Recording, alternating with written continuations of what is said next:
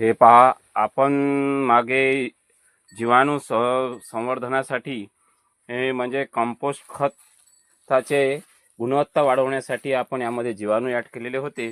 आज आपण त्याला उकळून पाहत आहोत, त्यामध्ये जीवाणू डेव्हलप झाले की नाही आहे, कसे मल्टिप्लाय झालेले आहेत बघा. बऱ्याचशा ठिकाणी तुम्हाला वेगवेगळा कलर आलेला दिसतो.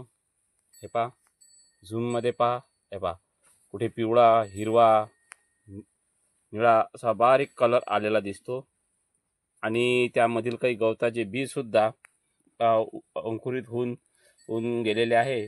त्यामुळे आपल्या या खतात वेगवेगळ्या कलरच्या बुरश्या पण डेव्हलप झालेल्या आहे आणि बी पण गवताचे हे आता निष्क्रिय होऊन चाललेलं आहे. आपण याचा वापर आपल्या गहू खताला गव्हाला करणार आहोत. आपण माझा मागे व्हिडिओ पाहिला असेल सेंद्रिय खत मूल्यावर्धनाचा, त्याचा हा पुढील भाग आहे. आपण पाहू शकता कशा प्रकारे वेगवेगळ्या कलरचे याच्यामध्ये आपल्याला बुरश्या डेव्हलप झालेल्या दिसतात.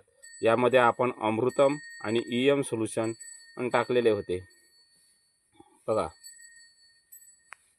आपण सुद्धा असाच प्रयोग करा आणि जीवाणूची संख्या सेंद्रिय खतात गुण वाढवून ते खत जमिनीला द्या, पिकाला द्या. धन्यवाद. आज आपण सेंद्रिय खताचे मूल्यवर्धन करणार आहोत.